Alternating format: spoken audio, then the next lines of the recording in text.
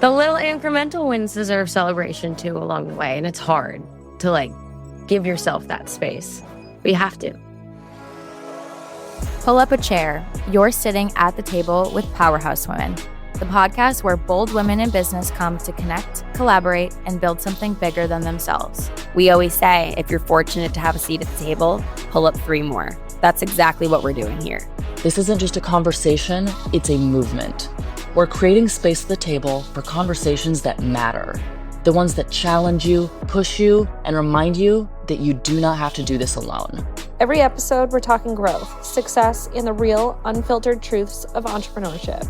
No gatekeeping, no fluff, just the perspective and community that you need to thrive. So, if you're ready to surround yourself with women who get it, you're in the right place, and there is already a seat with your name on it. What's up, powerhouses? Welcome back. Today, it's just the 3 of us, the 3 amigas. What's going on, Carley and Morgan? Hello. I'm so excited to be here. Me too. We needed this episode with the 3 of us today. I love that this podcast is actually giving us like opportunities to really just sit down and like chat, because we do so much work and we're always talking about Powerhouse in a work sense. So it's like really nice to just sit down, be like, hey, what's up? How's your day? True. We need a good yap session every once in a while. And sometimes you have to force it in. So this is one way of doing it. Yes. Note to all of the female founders out there, you really do have to prioritize like friendship. I feel like whether it's the people that you have relationships with that you work with or you have a business partner, I feel like that's something that we've like really learned and have been intentionally like putting into practice over the last year. And it's just like funny to see because you start as friends and things evolve and you really have to be mindful. It's so true. I said that to Kelsey the other day because Kelsey is obviously one of our founders and she's the person that I've known the longest.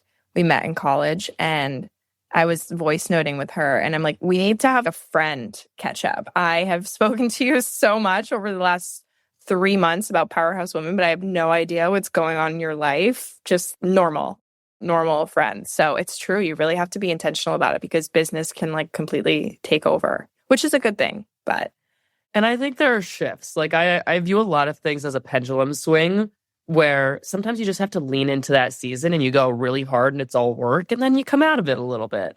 But sometimes you need to like remind yourself, or there needs to be a calendar invite that you start putting on to get yourself back into the rhythm of actually connecting as friends and being like, oh yeah, we just did this really big push for Powerhouse Women. Let's also connect here. Yeah. We did that a few months back. We put on the calendar every Monday morning. For those of you listening, we call it our founder hot girl walk. And truly, it's really optional, but we try every Monday around like 10 to just get on a call for 10, 15 minutes and not talk about Powerhouse Women. That's like the one rule. And it's really hard. Like we do usually end up talking about Powerhouse, but really just like figuring out a system that you can put into place. Because like we're entrepreneurs at the end of the day, and I'm an operations specialist. So I'm always going to be like, well, what system can we put in place, even if it's friend systems? I totally agree. I've noticed the same thing in my personal life and like in my relationship, because I think for us, work is so, as an entrepreneur, work can be so all consuming. And sometimes like I just can't shut up about it. And I catch myself and I'm like, this is annoying. Like, this is really annoying. And so sometimes I'll try to be very intentional. Like me and Chris will be going out to dinner and I'm like, okay, we're not talking about work tonight, either one of us. Like, let's talk about something else. Let's let the conversation flow, but like being very intentional to try to shut your brain off. I'm curious with you guys because both of you have a very entrepreneurial husband, soon to be fiance. I'm going to throw out there. I know you guys are dating. In my head, you guys are married, Morgan. Same. And my fiance, Jay, he's leaned more into his entrepreneurial side in the last year and a half, 2 years. But prior to that was very much so like the blue collar worker, 9 to 5. So I'm curious, like with you guys, do your significant others have that problem as well? Or is it you guys that are like, I need to shut up like with my man because all I'm doing is talking about work?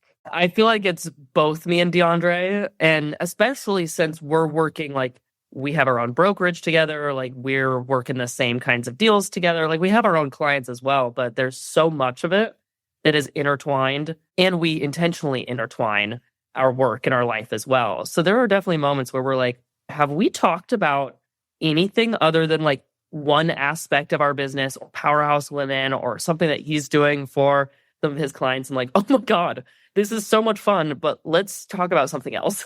It's so, yeah, no, I mean, I always think about you guys, Morgan, actually. And I'm like, it's nice that they work together in the same industry, in the same business, because I can totally see, like, yes, you're talking about work all the time, but at least like you both have the same work. Like sometimes I try to be self-aware and I'm like, oh my God, I literally don't shut up about real estate. That must be kind of annoying to my partner if he's not in real estate. And then vice versa. He does it to me too. Chris is an entrepreneur, but in a different capacity. And I tell him, I'm like, sometimes I come home and I feel like he just dumps on me for like 20 minutes of everything that happened in his business. But we both do it to each other. And I think that it definitely helps if you have a partner who has any sort of experience with entrepreneurship, because there is that different level of excitement and like wanting to share about your business and wanting to bounce ideas off of someone. Whereas sometimes, not all the time, but sometimes people who are in like your traditional corporate job, they don't have that same excitement because it's not their company or maybe it's not their passion. So they're probably not coming home and wanting to talk for hours about what they do. Whereas for us, it's like more of a thing we have to be aware of. Totally. I definitely recognize that pattern when Jay used to work at a job and he would come home. His hours are more like 5 to like 2 or 3. He'd come home in the afternoon and he would just want to like, I don't want to talk about work. Like, yeah, it was good. Like that was it. But then I would be like rambling about like all of the things in like the last 3 hours. And I would start to be like, okay, I should like shut up. Like I should tailor it back because the contrast of he doesn't want to talk about anything from his work day, but I want to talk about, because all I want to talk about. It's interesting. But girls, like how lucky are we that we have something that we're so insanely passionate about that we don't want to shut up about it. Like that. No, You have to take a step back and think like that's actually incredible. And a lot of people don't feel that way about what they do. And I know for all of us, it like completely fills our cup. And we're lucky that we also have partners that understand and want to be there to like support us in that. Yeah, I think that support and understanding is definitely something that I think I overlooked early on. I was in my past relationship, it was almost the opposite dynamic where I was entrepreneur, and of course I was young entrepreneur. I was just getting started as well in that relationship, and he was a traditional 9 to 5. And I didn't realize it until we had graduated college and actually been like fully in those roles, that mentality was actually pretty hard to have together because it was exactly how you were mentioning it.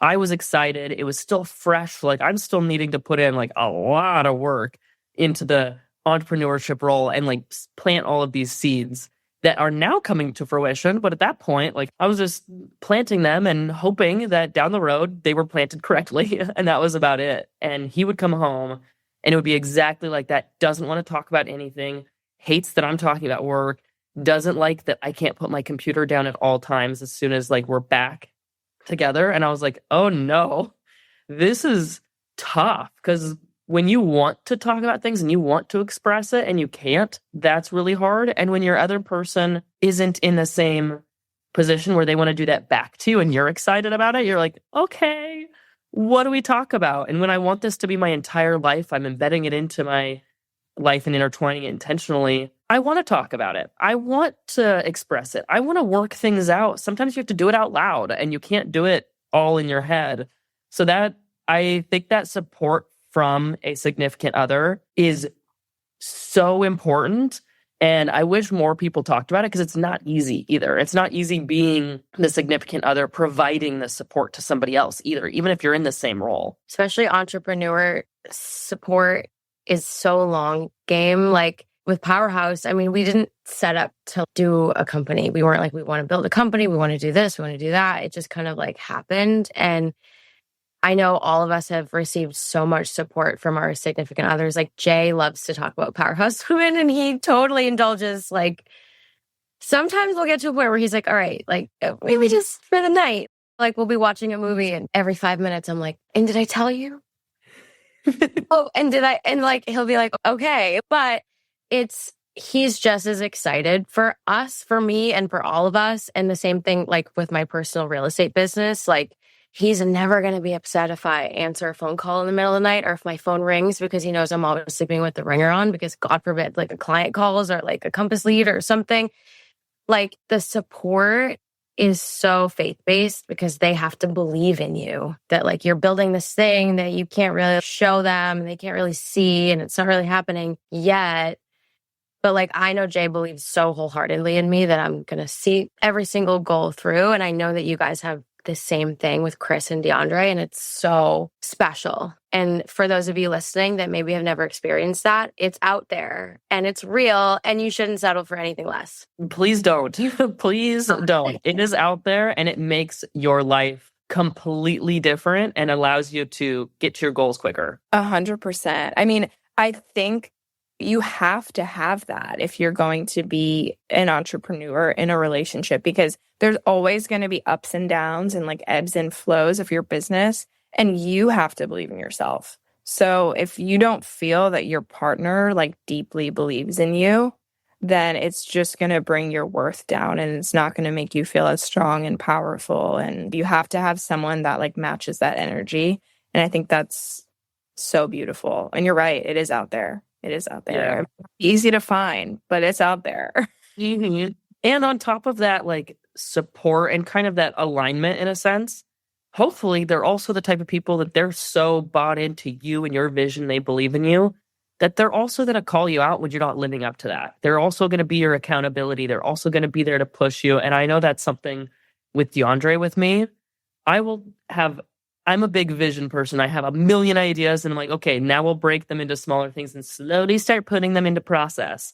But he's so good at calling me out when he's like, hey, you've been talking about this big goal, but I'm not seeing things actually like being broken in. Like, what can I help you with? What piece can I do? And having somebody do that to you, you're like, oh shit, like they care as much about the things that I'm doing and my growth as I do. And when you feel that way about your partner, like that's such an amazing partnership. It's so much fun. Everybody should aim for that. That's so true. I'm curious, Morgan, if you guys do any sort of like with that, 'cause I think there's like an accountability piece to that, which is incredible.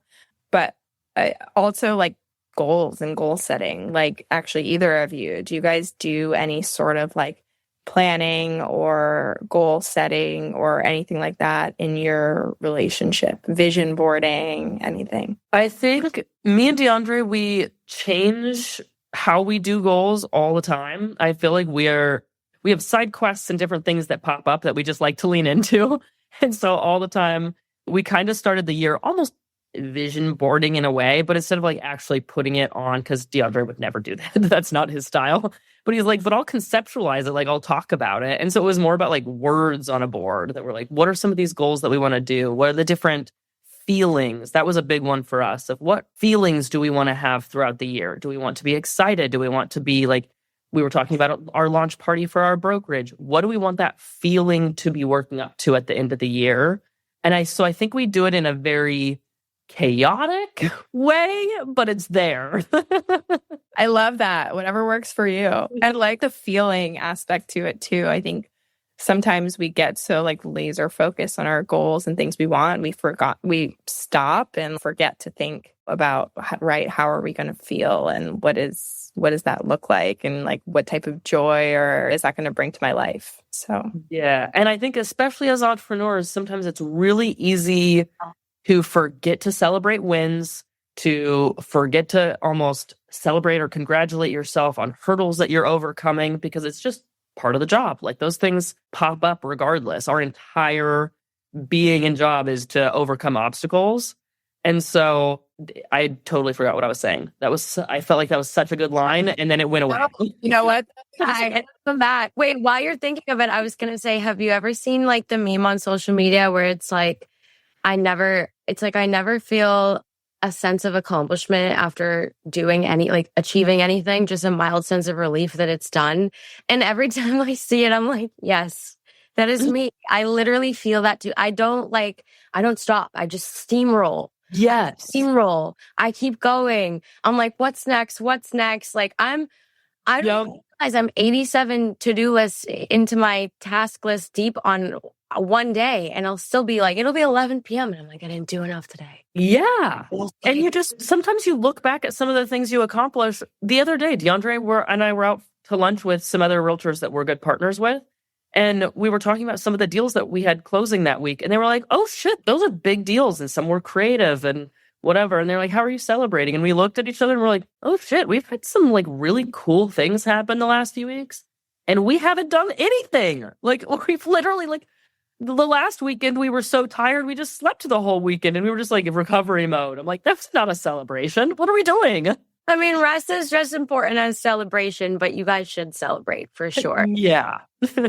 I will say, I think you have to find a balance between both, because as entrepreneurs, we need to be like steamrollers to a certain extent. You know what I mean? You can never take your foot off the gas. You just have to keep going and going on to the next thing.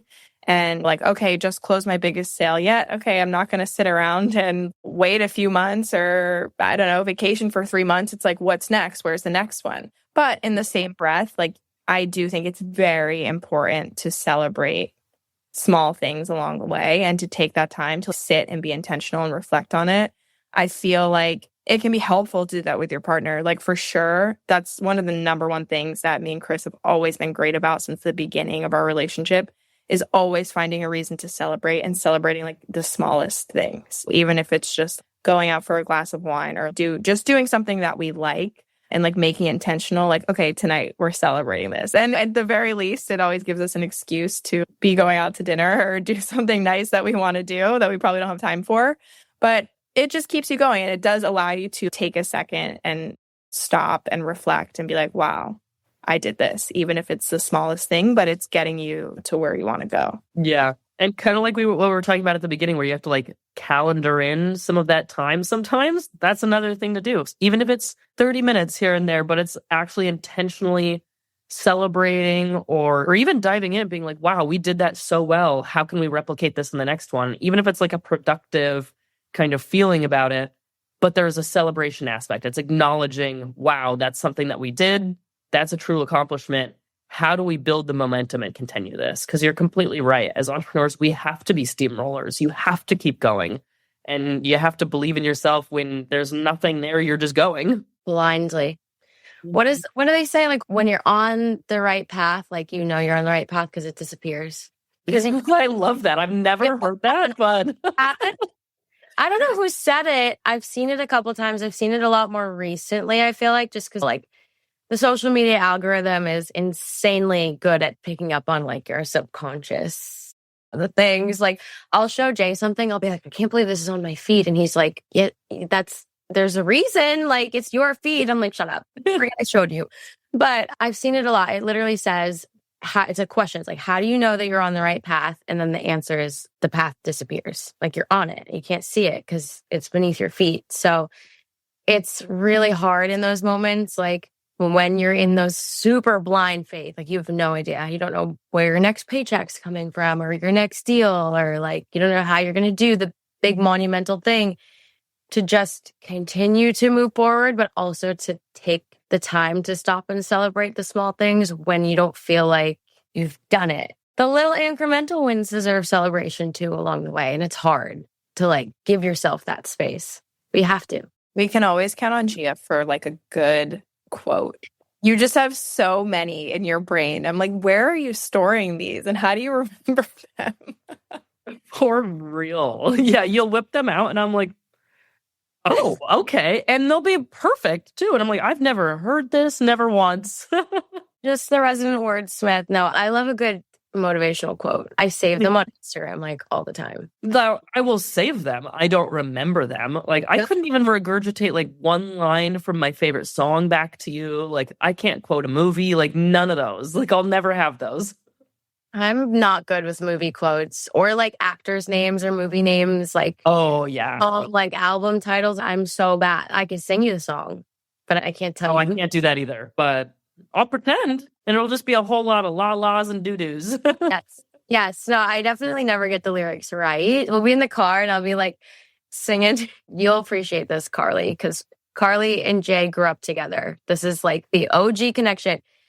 I will be in the car, like singing, like totally belting it out. And I just completely like make up half the words because I don't truly know. I just like know the tune. And Jay will just be staring at me and he'll be like, G-Mix. I'm like, yeah, you noticed. Great. I love that. Meanwhile, I'm like in my own world. I would never know that I'm completely singing it wrong.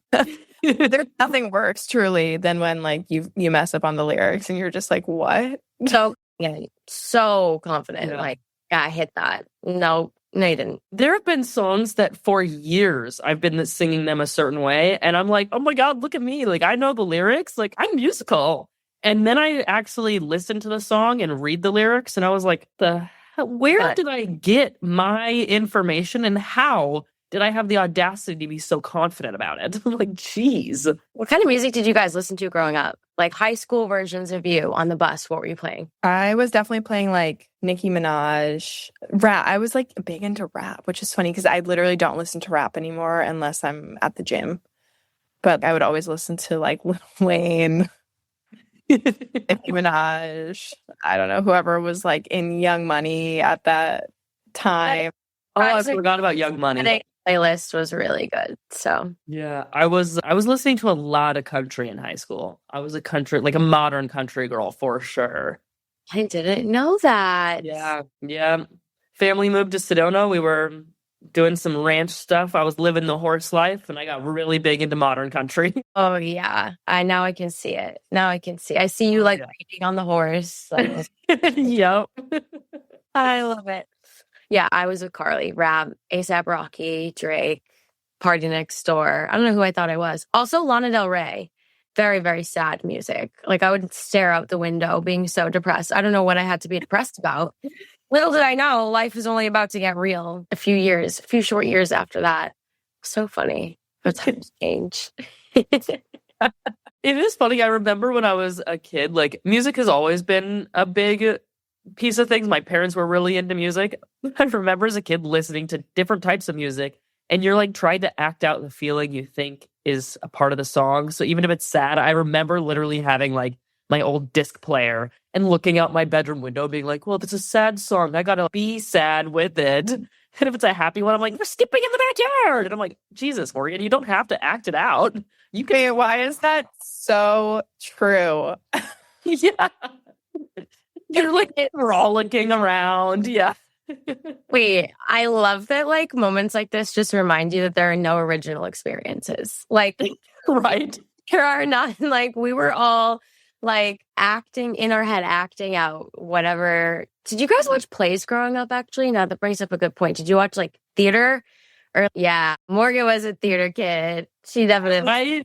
I did not want to be a theater kid, but my parents were like, we have to have experiences. We have to try everything. So every summer would put me into theater camp. So we got really into it there. So we did theater camp, and then we would have to go do and watch a lot of theater plays, which I will say, watching them super fun. Being in them, I wasn't super fond of. Yeah. I'm down for watching them.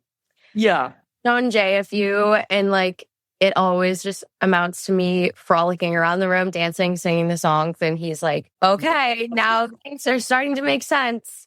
You're crazy. No, but it's so fun to hear a little bit more about like your like upbringings and like your inner child personality, because I really feel like that fuels your professional identity. Like it's so crazy. I've realized in the last few years how much my inner child really does come out in the things that I'm interested in doing, or the fact that I do a lot of like creative stuff with marketing and brand design and social media content creating. I used to do that stuff when I was little. Like all my siblings are playing video games and I was playing with Adobe Photoshop when I was like 7. So it makes sense why I would be the person that I am today.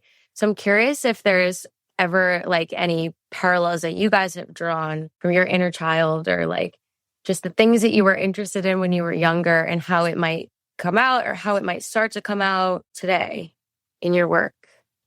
Ooh, what a question. I love it. For me, so anyone who's like very close to me knows this. I say it all the time that I have something is wrong with my memory, like in the worst way, to where I really don't have like, I don't know. There's a lot of things I don't remember, like long-term memory. Short-term memory, I'm fine, but long-term memory, like from when I was a kid, like unfortunately, like, there's a lot of just like gray where I don't remember things. Like I know I had a great childhood, whatever, like I don't have concerns there, but so it's hard for me to say, okay, I remember that I was creative or I remember that I did this specific thing. But I do think just something that's maybe on a broader level has made me a really hard worker.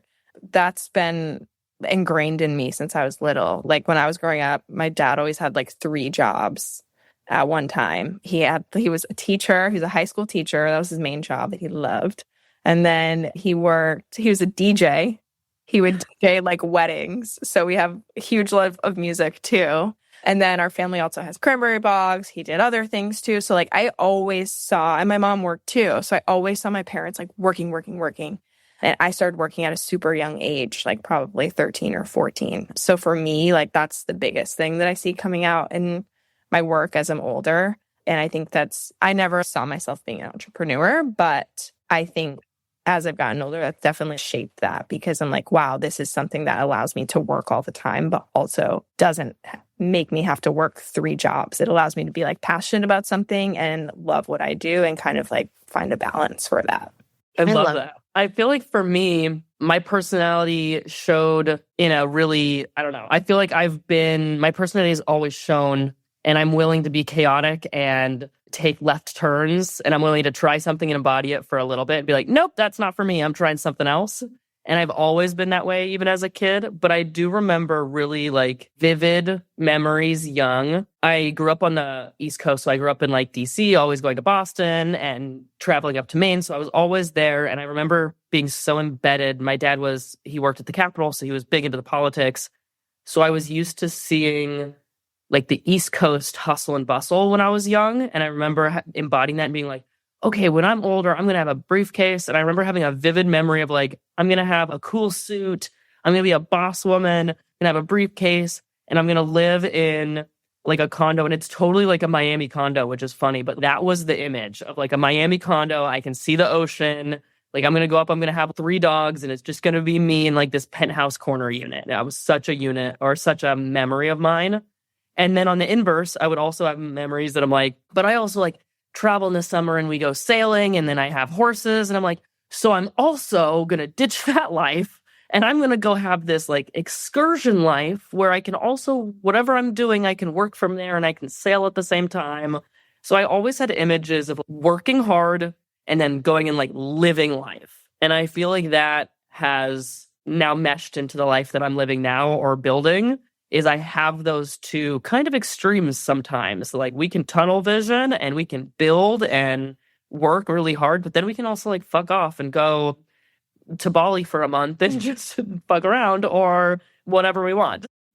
Yes. 2 things. One, that's like truly my favorite thing about you is I feel like I need more Morgan-esque in my life of just, yeah, you know what I mean? Like you can do both. You can absolutely have both. You can be like super successful and serious. And you can also just enjoy your life and not take things too seriously. And I've always really admired that about you. But I also am curious, like, it's interesting to me, like, at what age did you start thinking about those things in terms of like, oh, I want to like travel and go sailing and do this and this? Because for me, I never even thought about wanting to travel and wanting to do things like that, which now is a huge part of my life, like truly one of the things I love most. I never even thought about that until I was probably 20, until like mid-college, really. Like when I first started college, I was like, okay, I went to school for fashion. I thought I was going to be a fashion buyer. I was going to work at a corporate company. And that's pretty much like the extent of what I saw for my life. Like, I don't think I like saw much beyond that. just kind of like tunnel vision. This is what I'm supposed to do. I wasn't thinking, oh, I'd like freedom. I'd love to be able to like travel and like have this hobby in it. So it's really interesting to me. I think for me, when it started, is I did a study abroad. All of that, I was like gone for 2 months. I saw what that life was like. And then around the same time is when I started dating Chris, and he was also like an entrepreneur. So those things kind of just like blended and allowed me to envision my life in that way.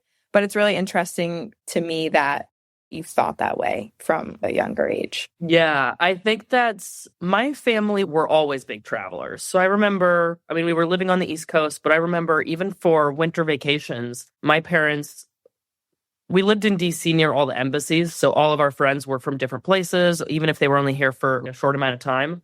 So we would go to Germany or Austria to go skiing. So we'd stay with our friends for like a week or two. My parents would want us to be like immersed. I wish I remembered more German than I did. But like we would go to be immersed, that we would go to ski school. We would go be immersed into the areas that we would actually start picking up some languages. And that would just be like winter. Then we would travel to Maine over the summer and we'd learn how to water ski and all of this other things. So every time that we traveled, it was almost like go be immersed and experience a different kind of lifestyle. And I think that was so ingrained in me early that I was like, wow, there are so many different opportunities out there. And they can't all live in one place. Like you can't be all of these things at one time. You almost have to take yourself somewhere else, immerse yourself into it, or like move there permanently and immerse yourself into it if that's what you want your lifestyle to be. But I feel like I've always seen different opportunities or experiences in a different physical location because of that. And so I'm always chasing it. Like I want my home base to be the thing that I like. That's why I love Arizona so much. It is my home base. I make it my home. I invest into my home to make it what I want because I'm here the majority of the time. But I can't wait to hop out, even if it's for a vacation or if it's for a work event.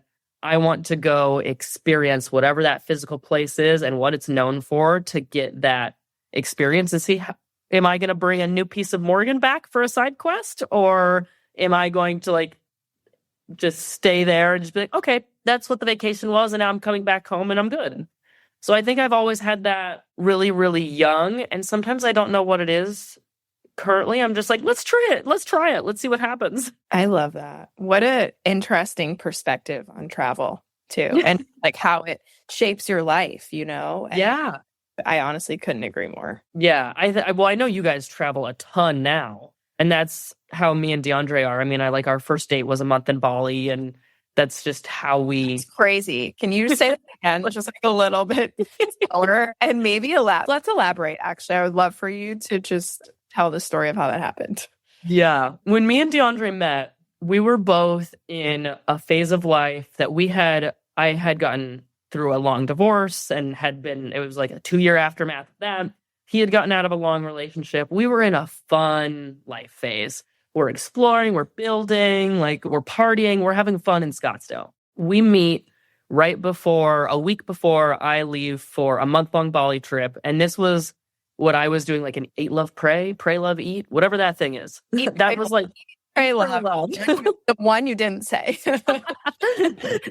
That's what I have you here for. It was like an Eat, Pray, Love summer. I was like, I'm going for a month. This is going to be my reset after my 2 years of divorce mayhem. And this is my reset. And then I'm going to come back and I'm going to dive into work and I'm going to be ready to go. And of course, I meet DeAndre a week before I leave. And we just we met on Bumble. He's the hottest person. Like, he's my ideal human being in the world. So I'm like, hell yeah. Like, I'm so excited. And then we had the most fun. Literally that entire week, never spent a moment apart. We're staying at each other's houses. We lived literally down the same street, like 5 minutes. We had similar lifestyles. He was also in real estate. He had also been doing medical sales at that time. But we're in similar industries. One of my lenders, who's one of my best friends, he's been in my life for 10 years, also knew him. And so when he started to see we're hanging out, he's like, what's happening right now? Like, how did you guys meet each other? And then all of a sudden, the next day, we're in Bali together. And I'm like, well, we're in Bali for a month. But we spent that entire week together. He dropped me off at the airport. I had a layover in Texas and then going to New York for the big trip. And during the layover that I had in Texas, I had messaged him and I was just like, I miss you. Before I even got on the flight, I was like, that's stupid. I've only known you a week, but I miss you. This is weird. And he was like, yeah, me too. it is weird. And I don't know, like a month after only hanging out with each other for a week, that's unrealistic. Like that's not going to happen. And we're in this fun phase of life. We're like, well, that was fun while it lasted. And I made some joke. I'll have to go back through the text message. It was some joke of, you should just come with. Like, it would be fun. And he messaged back right before I got on the plane and was like, I probably would. Should I? Should I go grab, like, he's diabetic. He's like, should I go grab my diabetes kit and just come with? What flight are you on? And I gave him the flight, and he was like, there's no way I'm going to do a 36-hour flight if I'm not near her in some way. There was one seat left, and it was next to me. We had the entire row to ourselves. And he was like, fuck it. I'm going to book it. Let's go. And so we spent an entire month together in Bali, came back, he moved in with me, and we're like, yo, this is something real. Let's do it. That is a hard send, but also so meant to be. I wish you guys could see my jaw literally on the floor. There was one left, and it was next to you. What are the odds? Right? One seat left, and it was a completely full flight. There was one seat left next to me. And then the only person who didn't show up for the flight was the person in our row. So we had the entire row to ourselves. Like, everything worked out perfectly and shouldn't have. Like, there were so many obstacles that should have been a true obstacle that just weren't. And sometimes you just do it. I'm like, it might ruin my month in Bali. It might make it better. We'll risk it. But that's the beauty of it. You're like a person that's willing to take risk, And yeah, and that's definitely... That's the person that'll take risks, and DeAndre is the person that'll take risks. And I think that was such a big thing for me. Like, the spontaneity. He was able the next day to get on a flight and meet me for a 36-hour flight for a month-long trip. Like, that spontaneity, ooh, that's hot. That got ya. Like, swoon. I am sold. Like, yeah, let's go to Bali. I love it. You guys have the most insane, fun relationship. I always will show Jay your stuff. I'm like, literally inspo, like mom and dad. I want to be you guys connect when we grow up. Yeah. But just like you said earlier with your inner child, I think that's so important for just life in general, but especially with your significant other and with work, but with your significant other, I hope that everybody truly gets to know the inner child of your significant other, because when you do, your life is so much more playful, your relationship is more playful, and it's easier to understand the other person's triggers or things those tricks that really help them get them out of a stuck place. You understand it better if you know their inner child, because you get where it all comes from. I love that. Morgan. I feel like that's a great spot to end this episode, ladies. We've been chatting for... I know. Chatting. We could literally talk all day. Any combo of the five of us, which is truly when people are like, how do you work with 5 women? I'm like, this is how. We're friends. We literally could just talk all day. But we do have to wrap this episode up. But we can't do that without leaving the audience with some hot takes. I don't... You guys had any prepared, but I'm definitely putting you in the hot seat. I do have a hot take. I love it. Let's hear it. Cottage cheese is disgusting. I don't understand how all of a sudden cottage cheese has made a comeback and everyone's like, protein, you have to put cottage cheese. They're making these delicious dinners and putting a scoop of cottage cheese. I'm pretty sure Marley makes some sort of sandwich with cottage cheese. And I just think it's gross. I don't understand why it's back. We don't need it. It can not be a thing anymore. And I'm not hopping on the trend. Marley, you have 24 hours to respond. That's awesome. That's hilarious. I can stand behind that. Morgan? I think one for me, and this is almost to retell myself this, because I feel like I've fallen into this trap a little bit.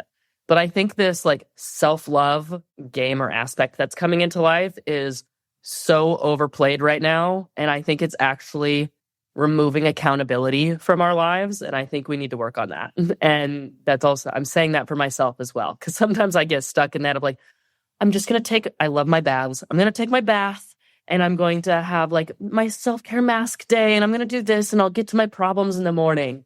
And there are moments that I'm just Morgan, just suck it up and do it. Do the self-love, do the self-care, but also don't make that your whole identity. Push through, have accountability, and have some growth and move. That's such a good one. And I actually heard something similar. I was listening to Emma Greed's podcast the other day, And she said something like that. It was like 10 principles that she lives by. And she was like, I hate the word self-love. And she's like, I'm all about prioritizing yourself, but also let's be real. Entrepreneurship, whatever, life takes like hard work. And Yeah. okay, we don't need hustle culture. We also don't need like all the way to the left where like our whole day is like a wellness routine. Like you still have to work and get things done. Yep. And I've been guilty of trying to make my whole day a wellness routine. So I'm working on that. Working myself back. Okay. I have another drink related hot take, which I know I've had beverage related hot takes before, but I'm sorry. I just have to do it. Pumpkin spice is not good. Amen. It's not good. Honestly, like those are fighting words. I know, but I had to do it because it's just not good. Like it has an aftertaste. Like maybe like a pumpkin pie made with actual pumpkins. Because it's a real authentic pumpkin flavor, but like what is it? Like a inauthentic artificial pumpkin flavor. Yeah. Good. It's never good. I don't know. Yeah, I'm not about it either. I know all the pumpkin spice lattes are starting to come out for the season, and I'm like, no, keep them away. Oh, we do one at Mary Lou's. It's half pumpkin, and then they have a flavor that's like cinnamon hazelnut. And when you mix them, it tastes like a gingerbread cookie, which is really good, but it's not pumpkin. It's half pumpkin. So it doesn't count. So that's your workaround. That's the workaround. That's like the only way. And I still wouldn't order that coffee, but I've tried it and it's good. I wouldn't order that either, but I would definitely try it. Yeah. I will literally order like all the pumpkin things, like A to Z, give them all to me, which is funny because I live in Miami and we don't really have a pumpkin culture here per se. So. Yeah. Pumpkin culture in the palm trees. That's so funny. Well, I love you girls, and it was so nice to chat with you. I hope those of you listening have a great rest of your day, great evening, conquer the rest of your week, and thanks for joining us at the table. Bye. Thank you. Bye, guys. That's a wrap on this episode of At the Table with Powerhouse Women. Thanks for tuning in. If you love today's conversation, be sure to like, subscribe, and leave a review. Your support helps us keep pulling up more seats at the table. Want to keep the conversation going? Join the movement at powerhousewomen.com/society. And connect with us on Instagram at Powerhouse Women. Until next time, keep showing up, keep building, and remember, there's always room at the table for you.